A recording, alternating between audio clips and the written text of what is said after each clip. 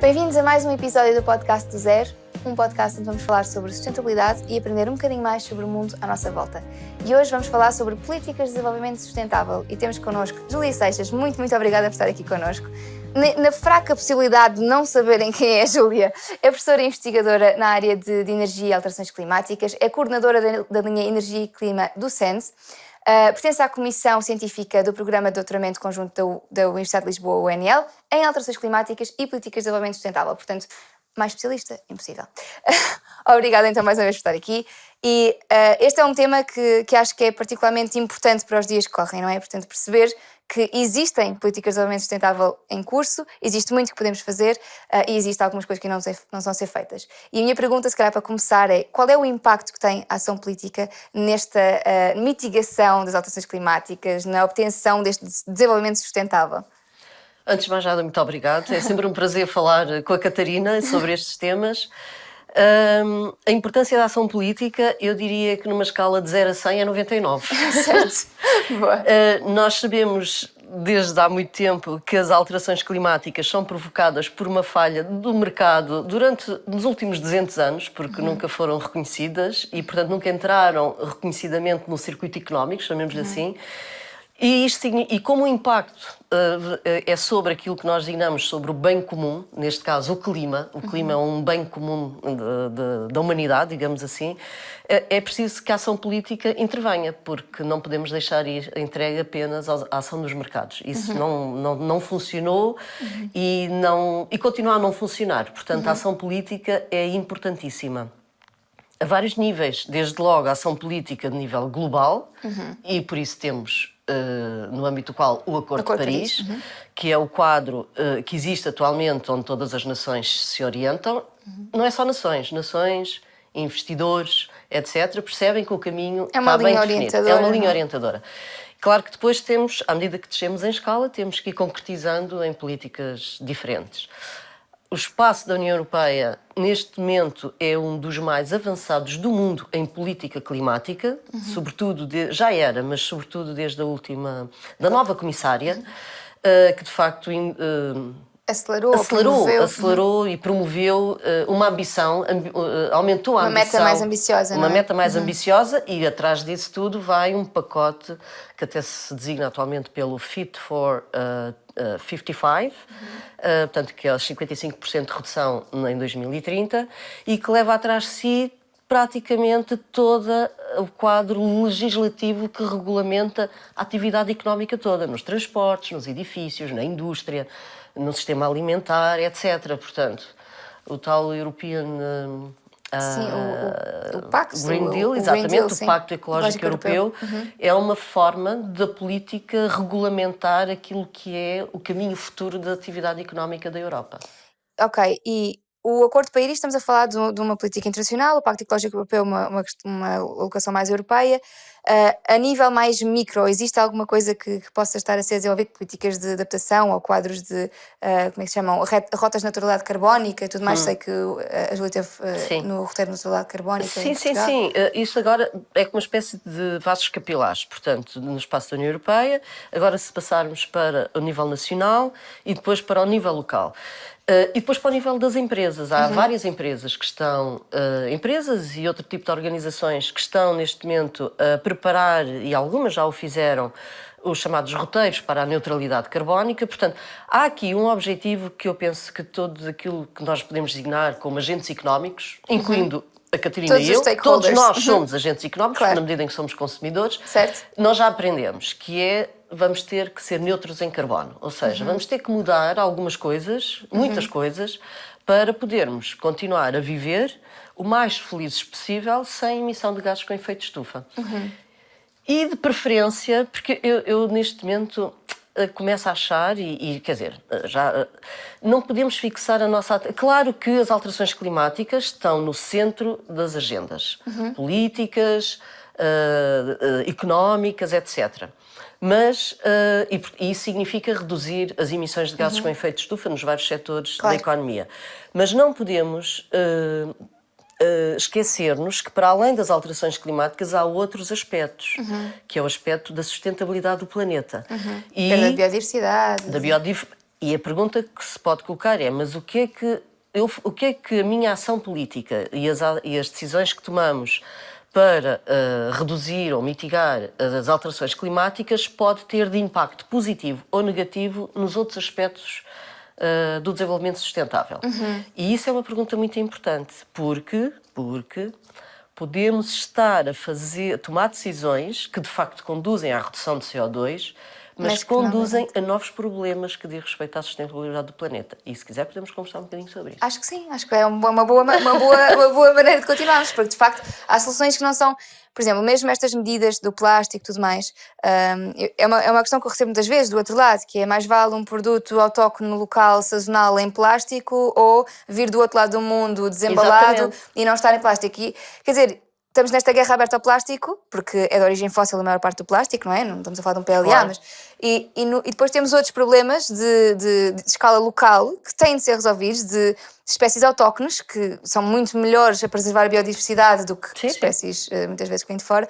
E, de facto, estamos a perder o discurso, não é? Estamos a perder completamente o foco, que é que não é só reduzir o plástico, neste caso não é só reduzir as emissões de carbono, temos de melhorar outros aspectos do nosso planeta e não criar mais desigualdades. Não é? E aquilo que será sempre o ideal é conseguirmos resolver de forma ótima todos os aspectos do desenvolvimento sustentável, simultaneamente.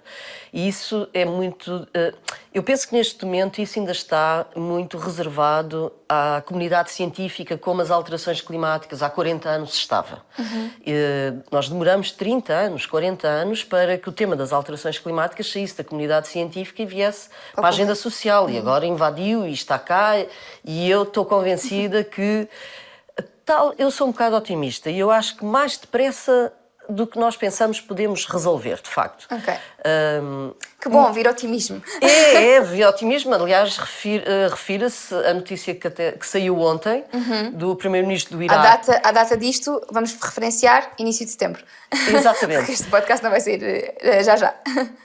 Que tem a ver com as declarações de um dos principais produtores de petróleo do mundo e fundadores da OPEC, que fez um apelo para se deixar de investir em petróleo, porque, obviamente, está a perceber e já percebeu que se a economia mundial vai no sentido da neutralidade carbónica, na descarbonização, as economias baseadas em petróleo vão decair, vão deixar de ter receitas. Aliás, o roteiro para a neutralidade carbónica da economia mundial da Agência Internacional de Energia tem uma estimativa em que, nos próximos 20 anos, essas receitas dos países produtores de petróleo podem cair até 75%.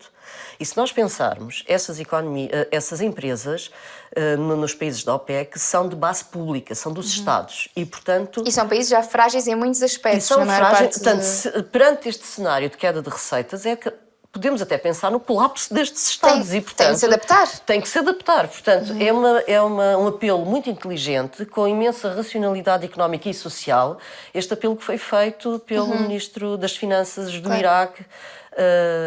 Portanto, isto é uma nota, de facto, de otimismo. No que diz respeito à redução de CO2, qualquer que seja a área, de uma maneira geral, há soluções tecnológicas, há opções que podemos adotar, de facto, para deixarmos de emitir tantos gases com efeito de estufa. O problema, como estávamos a referir, tem a ver com a relação que isto tem com outros aspectos da sustentabilidade, de facto. E isso, neste momento, ainda está muito na cotada, digamos, da comunidade científica. Não... Porque é menos fácil de medir impacto na cultura. É mais complexo. É mais complexo. Por exemplo, um exemplo que todas as pessoas percebem e que, de alguma maneira, socialmente já estamos a sentir em Portugal. Nós, quando adotamos, por exemplo, a energia solar, os mega parques solares, a energia solar fotovoltaica, para além de usar o sol, consome uma outra coisa, que é a lente, que é a terra. É o espaço. E, portanto, se o nosso modelo de desenvolvimento de renováveis for pelo fotovoltaico de base centralizada, que ocupa muito espaço, nós, de facto, vamos começar a ter que olhar para isto de outra perspectiva e dos impactos que isto tem relativamente a outros ecossistemas. A biodiversidade é um tema que eu penso que vai entrar à força toda, digamos assim, como próximo grande problema mundial, porque estão sempre a sair artigos, estão sempre a sair todas as populações semanas em declínio de hecatombes em termos de biodiversidade. E a biodiversidade do mundo, onde quer que ela esteja, e nós ainda por cima em termos alimentares temos num sistema global. Sem polinizadores não comemos. Sem polinizadores não comemos, sem determinada espécie, num determinado ecossistema, acaba por cair as funções desse ecossistema. Portanto, de facto, é uma base escondida. A biodiversidade ainda está muito escondida nas suas funções daquilo que é a sobrevivência humana e a vida humana. E os estudos que são feitos mostram que a primeira causa de quebra da hecatombe da biodiversidade tem a ver com a destruição dos seus ecossistemas, porque os estamos a ocupar nós enquanto humanos. Ou ocupar de forma massiva, quando nós, de facto, implementamos centenas de hectares. hectares e hectares de painéis fotovoltaicos, ou mesmo quando nós podemos não ocupar de forma massiva, mas quando nós trilhamos ou autoestradas ou mais uma infraestrutura como um novo aeroporto, que às vezes impede o acesso à água dos animais. Exatamente, e portanto esta fragmentação dos ecossistemas é uma das principais. E este aspecto é a causa número 1 em todos os continentes. Okay. Não é só na Europa, não é só na Ásia. Ação humana. É a ação humana. E portanto nós temos, tal como há a noção da neutralidade carbónica, nós temos que ir evoluindo para uma neutralidade na biodiversidade. Neutralidade biodiversa. Neutralidade para a biodiversidade. Okay. O conceito não existe, claro. Estamos a elaborar agora, mas é para aí que temos que ir. E, portanto, temos de ter muita atenção em termos uma visão sistémica do problema do desenvolvimento sustentável e não tentar apenas fazer as coisas só para resolver uma coisa. Certo. Que é a redução de CO2. Certo. Se permite o desenvolvimento nesta questão, porque é uma questão para a qual eu gosto muito desta questão. Neste momento, o ideal era descentralizar, não é? Descentralizar o painel solar, sim. Usar o que já está construído. Exatamente. Isso seria ocupar aquilo que já está ocupado pelos humanos. Sim. Mas ainda existe a necessidade, para já, não é? Para reduzir os combustíveis fósseis ou não, de ocupar alguma área. Sim, vamos lá ver. No instantâneo, ou seja, para conseguirmos efetivamente chegar à neutralidade, sim. É preciso ainda fazer isso ou não? Vamos lá ver. Tudo tem a ver com a noção do tempo. É importante aqui. É mais ou menos assumido que nós temos que usar esta década, 2020, 2030, para fazermos esta transição, sim. Acelerar esta transição. Para lá, 2030, de facto, já começa a ser bastante tarde. E, portanto, tudo o que nós fizermos agora e tomarmos decisão agora, e sobretudo nestas áreas que a decisão sobre a implementação de um parque solar ou de outra infraestrutura de energia, por norma, é de longo prazo, aos próximos 20 anos.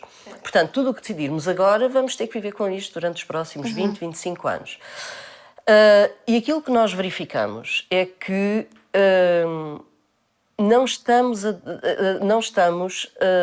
em Portugal, e de uma maneira geral, na Europa, este problema existe, embora em países como a Alemanha, por exemplo, deram bastante prioridade à produção descentralizada. Okay. Nós, em Portugal, estamos a dar uns passos muito pequeninos para a produção descentralizada e uns passos de gigante para a produção centralizada. Quando devia ser exatamente o contrário. E isto é uma questão de política. E isto é uma questão de política.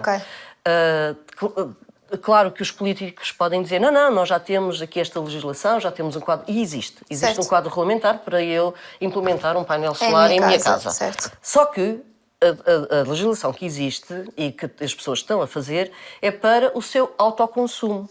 Porque quando eu exporto esta eletricidade para a rede, o quadro regulamentar que existe não é nada interessante para eu fazer. Portanto, posso investir 5.000 euros, porque sou uma família, nos painéis solares, porque até tenho espaço na minha casa, posso produzir para mim e para o resto da minha comunidade, só estou a investir 2.500 porque, em termos de regulamento da política pública, só me é interessante eu produzir para mim própria. E isso é que está errado.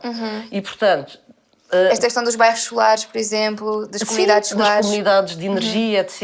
Isto devia ser um bocadinho mais aberto para proporcionar vantagens às famílias para quando exportam eletricidade para a rede, poderem também usufruir desse serviço que elas estão a prestar. Dado que fizeram um investimento, não é? Porque se o investimento não for das famílias, pronto, exatamente. Mas sendo... Portanto, isto para lhe dizer, para responder à pergunta da Catarina, quer dizer, não é suficiente só a descentralizada, temos que ir à produção centralizada, mas estamos com as prioridades invertidas. Ok, portanto, embora ainda haja necessidade instantânea de fazer a produção centralizada, devíamos estar, neste momento a nossa política devia estar focada nos próximos 20 anos e no que podemos fazer. E pronto, isto tem a ver com a oferta de eletricidade, porque isto eu penso que é mais ou menos do senso comum atualmente, que a descarbonização da energia, do sistema energético é, sobretudo, não é 100%, mas sobretudo por via de uma eletrificação de base renovável.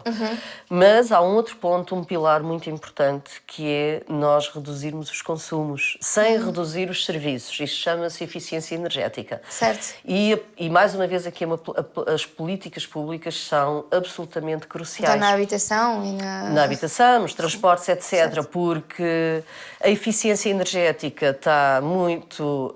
é feita na base do consumo, do consumidor final, sobretudo, e o consumidor final, nós somos milhões. Certo. E, portanto, atuar em cada um de nós é mais complexo.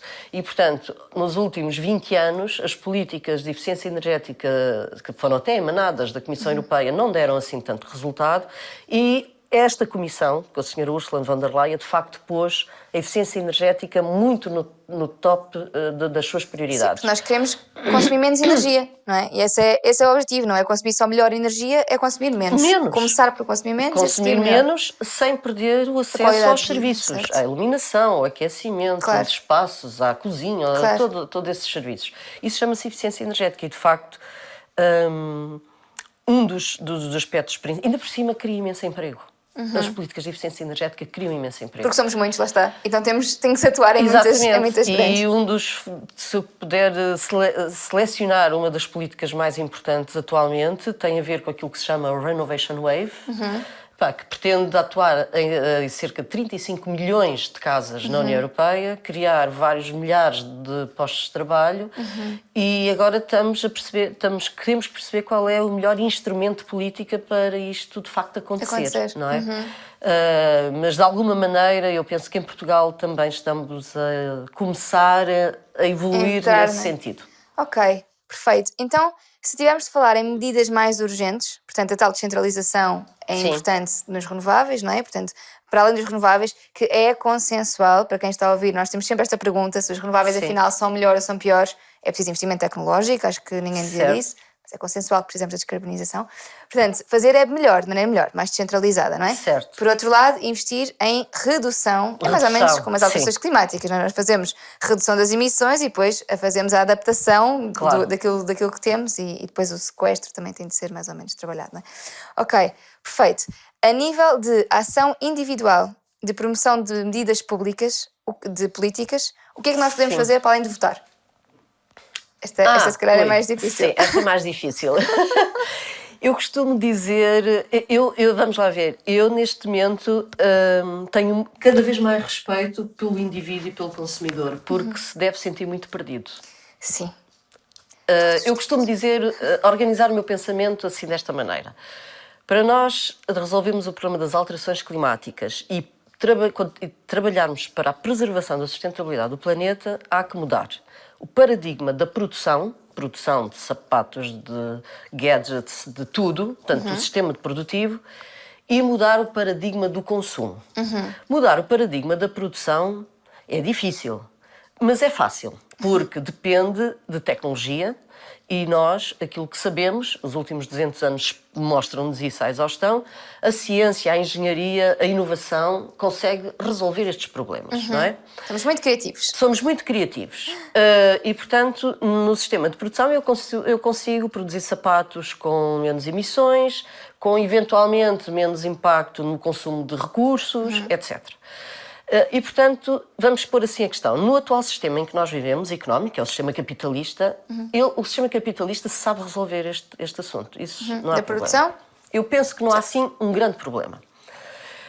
Quando vamos pensar na mudança de paradigma do consumo, aí já é diferente. Porquê é que é importante o consumo? Porque podem perguntar, então, mas se eu consigo produzir sapatos limpos, eu posso continuar a consumir sapatos consumir limpos. sapatos. Portanto, a questão que se coloca é, nós estamos num planeta em que a população está a aumentar e cada um de nós está a aumentar o nível de consumo. E, portanto, isto são dois aumentos em simultâneo. Isto chama-se a segunda derivada em matemática. Certo. E, portanto, por mais limpo que nós possamos fazer um par de sapatos, o impacto no planeta não é zero. Nunca vai ser zero. Isto é preciso que fique muito claro. Não há nada que se faça Não há com nada impacto que zero. se faça de impacto zero. Nós vamos sempre Certo. ter um impacto. Certo. E, portanto, quanto menor for o impacto, melhor. Mas se eu estiver a fazer sapatos limpos e, ao mesmo tempo, eu estiver numa procura exponencial Ascendente. de sapatos limpos, eu vou ter sempre um impacto. Portanto, Tão exponencial quanto a procura. O Exatamente. impacto. E, portanto, eu, para além de limpar a produção, de a tornar mais sustentável, de consumir menos recursos por via da reciclagem de resíduos que podem entrar outra vez como inputs na cadeia de produção, etc., é muito preciso nós reduzirmos o consumo. E reduzir o consumo, o sistema capitalista não só não resolve, como vai contra, porque Não gosta. a base do sistema capitalista É o crescimento infinito. é o consumo. Exato. Portanto, e aí nós temos que sair fora. Certo. E aí é mais complicado e eu acho que ainda estamos numa fase muito na infância, tentarmos perceber como é que isso funciona. Porque vamos ter que perceber, vamos ter que pensar num novo modelo económico. E eu não estou a ver os economistas a discutirem isso. Os economistas podem reconhecer a necessidade de resolver as alterações climáticas, mas no mesmo mindset em que nós temos estado a viver. Portanto, ou seja, o consumo não é tocado. E os economistas deviam, eu não sou economista, mas faz muita falta aos economistas perceberem como é que nós podemos evoluir para um sistema económico que tem como objetivo e deve ter como objetivo entregar bem-estar a todos e, portanto, isto implica reduzir desigualdades sociais, etc. Porque isto tem muito a ver também com o desenvolvimento sustentável, mas com menos consumo. Por outro lado, também temos o nosso mindset social, a educação que recebemos, a cultura em que em que vivemos, e tudo isso define-nos como indivíduos. E muitas vezes é muito difícil nós reduzirmos ou alterarmos os nossos hábitos de consumo. Aí a ação política também pode ter um peso? A ação política aqui tem um peso, mas eu aqui penso que a Mais ação educativo. social difusa, como esta que a Catarina está a fazer, é absolutamente importante. Menos centralizado, lá está. Menos centralizado. Nós aqui temos que entrar na nossa cabeça e perceber de facto que nós, enquanto indivíduo, eu todos os dias, as 24 horas do meu dia, tenho um impacto no planeta, pela energia que uso, pelos recursos que uso. E, portanto, não faz mal eu ter esta consciência. É bom eu ter ponto esta de partida, consciência. é uma um bom baseline. ponto de partida, é reconhecer. Certo. E agora perceber e ter cuidado quando vamos adquirir coisas.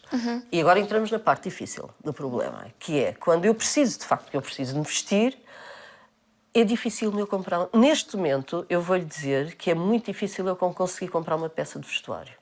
Porque a quantidade de aspectos que eu começo a ter atenção, eu não encontro no mercado de peças. Não há transparência. Nem muitas vezes existe a Mesmo assim, comunicação. com a informação que existe, eu tenho muita dificuldade em comprar peças. Sim, porque a pessoa vai até quais é que são as fábricas que são utilizadas, que energia é que usam, quanto é que pagam os trabalhadores, onde é que elas estão localizadas e qual é que é. Eu nem vou a esse ponto. Isso então é uma complexidade Já não de vamos à parte informação. Não, isso é uma complexidade de informação que o mero Certo. consumidor Não pode, sim. não tem capacidade. Mas basta, por exemplo, olhar para as etiquetas das peças.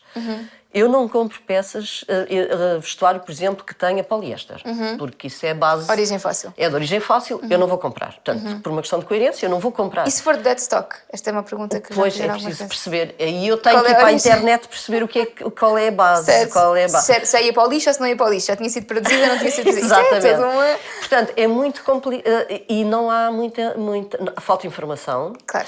E depois não... Portanto, eu tenho que ver a origem do material. Muitas vezes é preciso ver também o made in. Eu, por exemplo, não compro made in Bangladesh, porque eu sei o que é que está lá na base. Por muito que... Não Certo. consigo fazer, não consigo comprar. Certo, também não. E, portanto, vou ter a peças que depois são muito caras. Se vou verdade. para o algodão orgânico, se tivesse feito na Europa, se não sei... Portanto, Porque é de maneira justa que é feita aquela peça. Exatamente. E é preciso também termos isso em E é consideração. preciso pagar. Sim. E é preciso pagar isso. Portanto, há aqui duas coisas que é preciso transformar. Uma, e isso há pouca gente a trabalhar, eu acho, que é na literacia da sustentabilidade dos bens de consumo. Como é que nós podemos comunicar de forma não muito complicada, porque um consumidor, quer dizer, quando vai às compras, é um momento de relaxo, quer dizer, não quer estar ali... É emocional. É emocional, mas a gente tem que ser informado e é preciso ter informação. E a informação, por exemplo, sobre peças de roupa, não tem acompanhado nada sobre a Sim, a sustentabilidade. etiqueta É muito difícil. não chega a dizer made in, lá está. Não chega. Isso é muito Falta curto. um rótulo de Isso é muito selzinho. curto. Portanto, isso é um aspecto. E depois o outro aspecto é, eu não preciso comprar 4 t-shirts, preciso comprar uma. E se essa uma custar 4 vezes os 4 t-shirts Então que eu pago. comprava, já eu consigo. Pago porque é um preço justo, porque eu sei que tenho que pagar o investimento que alguém fez, porque está a reciclar, porque está a fazer, porque está a adicionar inovação, etc, etc. Então eu pago. Portanto, e é esta mentalidade Mas aí os economistas eu acho que já gostam. Ou seja, a pessoa compra menos quantidade, mas ao fim e ao cabo vai gastar o mesmo dinheiro. Pois. Então, não é assim. Mesmo os economistas podem gostar de nós. Não precisam de Mas desgostar. olha que o paradigma não eu costuma sei. ser esse. O Não paradigma costuma. é baixo preço. Sim. Baixo preço. E Certo. o baixo preço é muito enganador, porque normalmente o baixo preço... Não é baixo custo. Não é o baixo custo. Custo. Porque há custos sociais e custos ambientais. Quando o preço é baixo, significa que os custos sociais e os custos ambientais não estão lá contabilizados. E aí é que pode entrar, mais uma vez, a ação política, não é? E aí tem que taxar entrar a estes ação política. custos e Exatamente. perceber que existe este custo. Exatamente. Se houver uma taxa de carbono, se houver... Isto tudo pode nos ajudar a perceber o custo, não é? Exatamente. Se permite a sugestão, há dois livros de economia de que eu gosto muito sobre este assunto. Um deles é Donut Economics, que fala precisamente sobre isto, não é? Em vez de ser crescer, é fazer Economia funcionar, do não é? Donut, sim. Isso. E há outro que é um prémio Nobel da Economia, que é o Tyrrell, que escreveu a Economia do Bem Comum. Portanto, eu acho que isto está a começar a ser falado. Só não... Os colegas podem não gostar muito dele às vezes, mas começa a ser falado. Vamos lá ver. Há modelos alternativos, aliás, já se começa a falar, mesmo a nível de gestão das empresas. A medição não ser só de crescimento. Em vez de ser a economia a gestão para os shareholders, é a gestão para os stakeholders, em que os consumidores estão incluídos também. Os fornecedores, a cadeia de valor cadeia toda, etc. Portanto, é preciso, de facto... Portanto, há algumas coisas que estão a ser feitas, não estamos no zero. Sim. Mas não tão tanto como o deviam, mainstream ainda não é esse, certo, não é? verdade.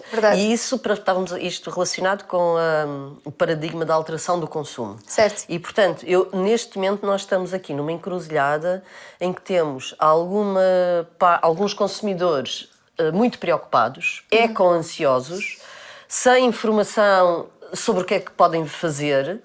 Completamente perdidos. E depois temos ainda a conviver com a economia do baixo custo, do baixo preço, desculpe.